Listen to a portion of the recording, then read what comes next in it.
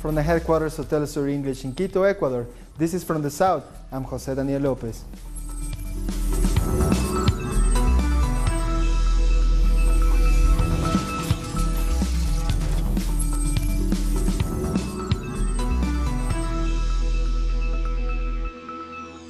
Democrats have taken control of the House of Representatives in the U.S. midterm election, while Republicans have expanded their majority in the Senate. Democrats have taken 219 seats in the House, gaining one more seat than needed to control it. This is the first time in 8 years the House of Representatives is controlled by Democrats, effectively restricting President Donald Trump's ability to pass his proposals through Congress. Republicans have lost 26 seats in the House, keeping 193. But the GOP confirmed its majority in the Senate, taking 51 seats, just the number needed to control the chamber, against 45 seats the Democrats have taken. Many see this as an indication that the country's political division may only be deepening. President Trump declared the night a great success, ignoring the Democrats' victory in the House. Trump took to Twitter to describe this election as a tremendous success. But this midterm vote was seen as a report card for Trump's administration. The outcome has shaped a contagious battleground for the 2020 presidential race. Democrat Alexandria Ocasio-Cortez has made history as the youngest woman elected to Congress. The 29-year-old activist and politician of Puerto Rican heritage attracted voters with her pro-working-class proposals and her defense of migrants and minorities. Many believe Ocasio-Cortez represents a change against the establishment in the Democratic Party. What we are standing up for is what is right. That's right. And we will never be ashamed for fighting for what is right. Earlier on, during voting day, Ocasio-Cortez promised to promote real change if she was elected. I am proudly running as a Democrat, and I anticipate and really look forward to collaborating as much as we can as a party in order to make sure that we get a progressive agenda realized. It's not necessary to have representatives who take money from corporations, but we can have officials who only work for the people in the community. Two other women also made history in the election. Michigan Democrat Rashida Tlaib and Ilhan Omar of the Minnesota Democratic Farmer Labor Party are the first Muslim woman to be elected to Congress. Tlaib made history as the first Palestinian-American congresswoman, while Omar has become the first Somali-American and former refugee to win a seat in the U.S. Congress.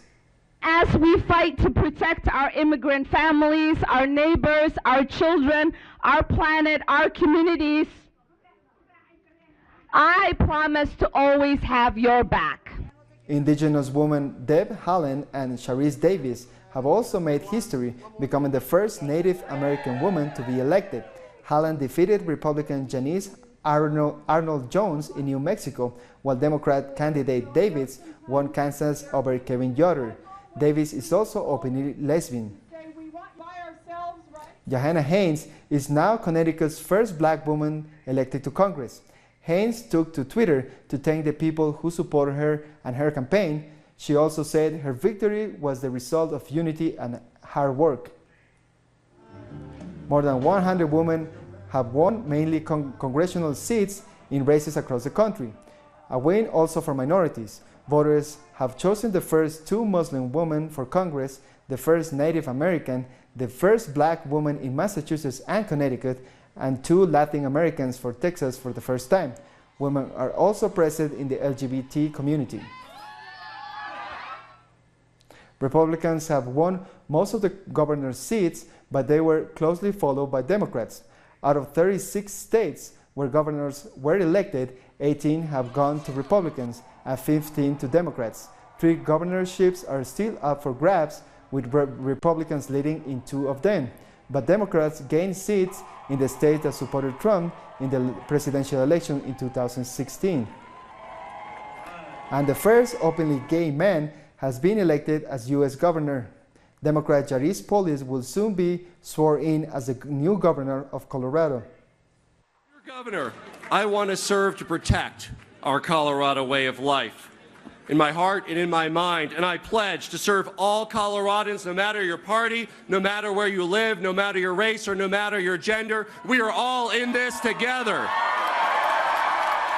But the midterm lost its story potential for some black candidates.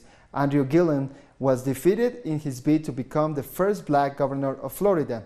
Stacey Abrams, the Democratic candidate who aimed to be the first black woman governor in the U.S., refused to concede defeat. If it wasn't your first choice, or if you made no choice at all, you're going to have a chance to do a do-over. And I need you to know that it is my mission to serve you, to serve Georgia, to make you proud. And for those who didn't pick me the first time, to change your mind about me and what we can accomplish together. Grenada and Antigua and Barbuda voted against adopting the Caribbean Court of Justice as their final appeal court, in a bid to replace the UK-based Privy Council. Official figures from both islands revealed that 21,300 people voted no. 18,346 votes supported the Caribbean Court of Justice. Experts have argued that the Privy Council is the last vestige of colonialism in the region and should be removed. Grenada's Prime Minister Keith Mitchell addressed the nation after the results were announced. And the country would have been better off because our final courts would in fact be led and adjudicated by Caribbean people who understand our issues. And they would, of course, be able to help us to deal with the present of the lower courts, which is a serious issue that we're facing in our country. So I'm saying it's unfortunate. People must not play games with the lives of the people that they're supposed to serve. Our correspondent in Antigua and Barbuda, Hema Handy, brings us more details on the vote. People in 2 Caribbean countries have voted to retain the London-based Privy Council as their final court of appeal. Voters in Antigua and Barbuda and also Grenada headed to the polls on Tuesday to determine whether to replace the British body with the Caribbean Court of Justice, the CCJ. Just under half of people in each country voted in favour of adopting the CCJ. Decades have passed since independence for the 2 countries, and for many, using the CCJ is seen as a matter of regional pride and an important step towards breaking age-old colonial ties. Advocates say the CCJ, which travels between the Caribbean islands, offers greater access to justice, as the cost of travel to London can be prohibitive. Critics fear political interference in the judicial process and a lack of impartiality among judges in small Caribbean nations. It's now 13 years since the CCJ heard its first case, but to date only 4 countries have officially adopted it. They are Dominica, Guyana, Barbados and Belize. Gemma Handy, Telesur, Antigua. We'll take a short break now. More news in a minute.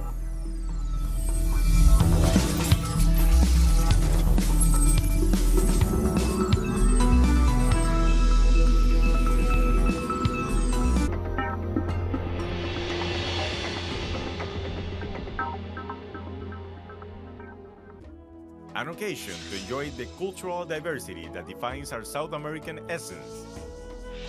Come along to find out the story behind these personalities, traditions, and artistic expressions that unite us as a whole. Real Lives, Friday, only on Telesur.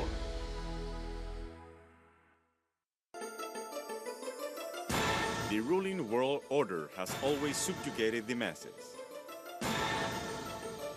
But who are the actors behind every move? What are their real interests? We analyze every move on Critical Move. Weekdays, only on Telesur.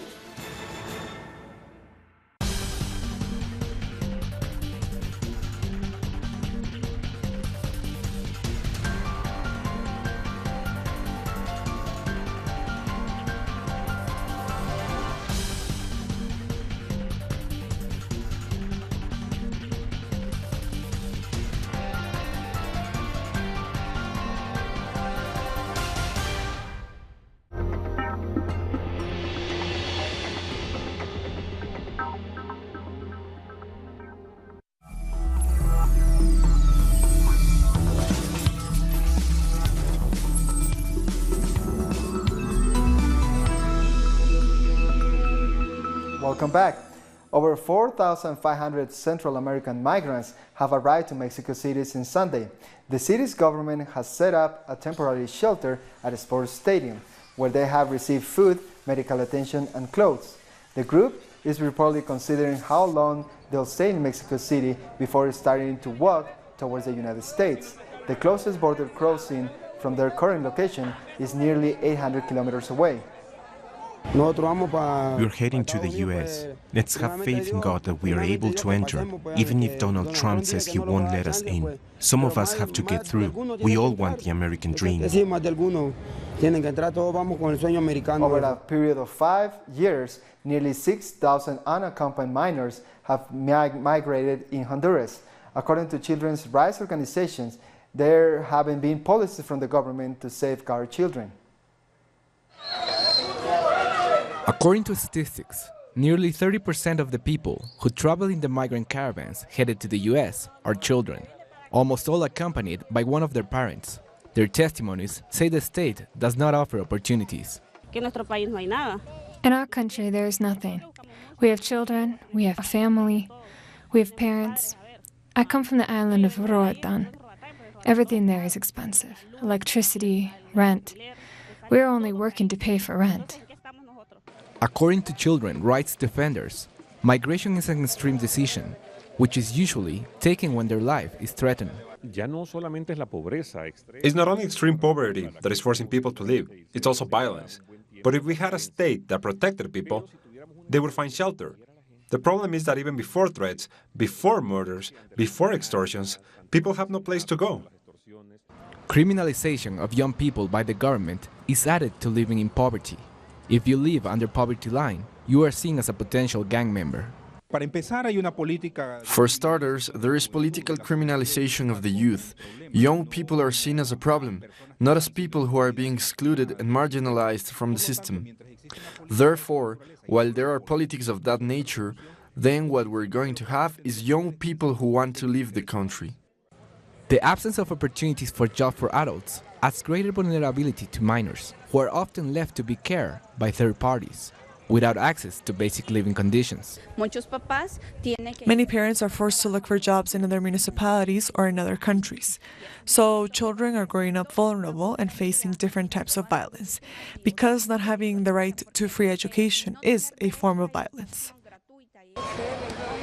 From January to June 2018, 124 children were displaced in Honduras due to the threats from gangs in their communities. Peru's Commission investigating corruption cases has discovered alleged crimes in the Almost Watering project involving former presidents Pedro Pablo Kuczynski and Ollanta Humala. The Commission's final report states that there is evidence that shows Kuczynski may have been involved in money laundering during his time as finance minister. Humala is reportedly linked to the illegal transfer of funds for the H2 Olmos company, a subsidiary of Odebrecht. Ecuador's jailed former vice president Jorge Glass has been rushed to a hospital. He apparently began to suffer blackouts, and his wife said his health had deteriorated sharply.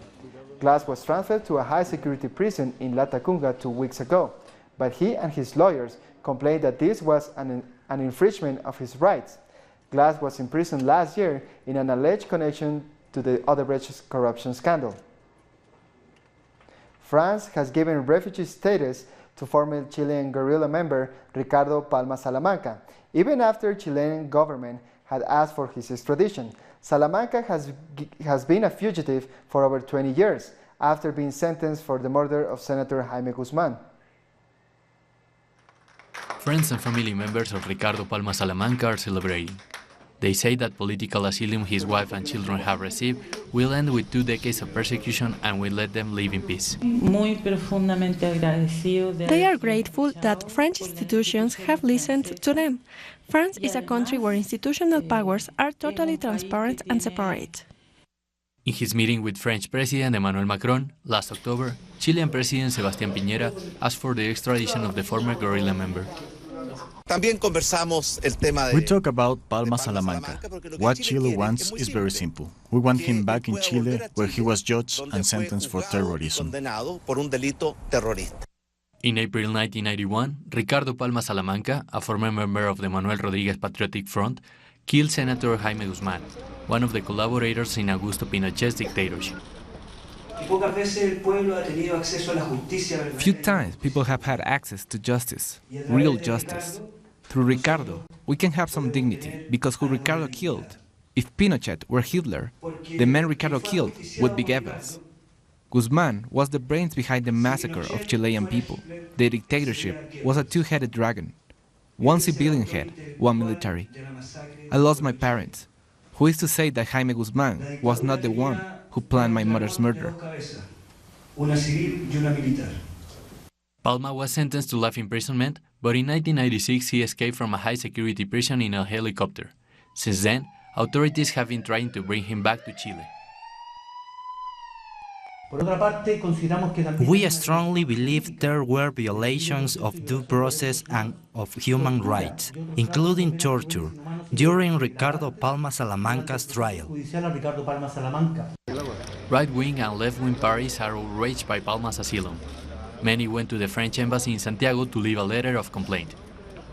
We are asking the French government to revise the situation. We don't know all the French institutions. We understand the institution that approved his asylum has members designated by the French government. So we think it is evident that something can be done. Despite the fact the French government has made its decision, Chilean lawmakers still hope to see Palma Salamanca extradited. Cuban President Miguel Díaz-Canel is in China to strengthen business in commercial and technological areas. During his visit, he will sign agreements on trade, renewable energy, and in the cooperation of the Belt and Road Initiative. China is the third stop on Díaz-Canel's first tour since he became president in April.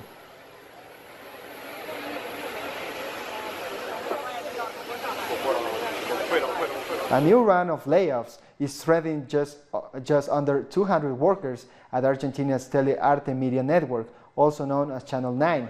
The company says many positions were made redundant by technological advances. There were also a cutback in television programs, which resulted in more layoffs. President Mauricio Macri has said that the economic adjustments made by his government has caused the unemployment rate to jump to 9.6%, the highest in 12 years. For the first time, Argentina has released a birth certificate without gender identification. Local government says the registered office must create a new form, including a line in the place reserved to register gender. People will also be able to ask for an ID without gender specification. This gives me an internal peace, being able to reach legal statement on how I am and how I perceive myself. This is an achievement and a change in the world. If this can spread through the world and reach people that have never thought that can happen to them, and can be legal in that way. The 17th Arts and Special Education Science Fair has taken place in the Coliseo Theater in Argentina's capital, Buenos Aires. Children and adults from various special education schools got to showcase their talents. More than 700 children with special needs took part in the Arts and Special Education Science Fair. It was a magical moment filled with joy when they got to take the stage. This is just a glimpse of what disabled people can achieve if their healthcare and education are strong. You can see many different schools with kids with different conditions. This experience is a way of labour education, art inclusion. This is their time to shine through the singing, dancing, and theater plays. Their performance is celebrated by their parents, teachers, and the general audience attending the event. Here they can show everything they've learned and what they can do. At a time when there are several judgments and right violations, it's important to keep this space open for them. These schools are proving that they can give these children equal chances by equipping them with the knowledge and skills to perform. It's intense, the kids are nervous. They've prepared for 6 months. It must have been the same for every participant. It's very exciting. Discrimination against them is huge, so it's good for them to participate here. This is a very nice experience. He's relaxed and it gives him confidence. It is an expression form and it's good for him to break stereotypes and to feel free. The stage of the Coliseo Theater has seen many performances. This event is organized by the Infancias Foundation to mark the 29th anniversary of the Declaration of Children's Rights by the General Assembly of the UN. We'll take a short break now. Join us again after this.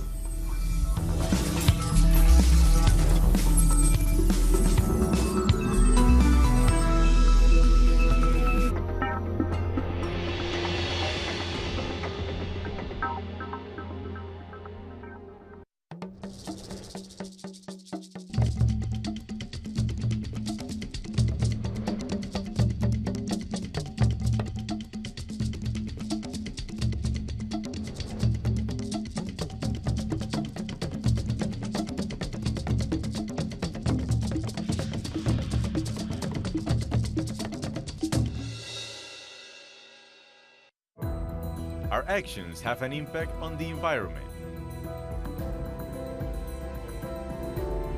It's our responsibility to change for the sake of our planet. Let's be part of this transition. Watch, preserve, and protect your Green Zone. Wednesdays, only on Telesur.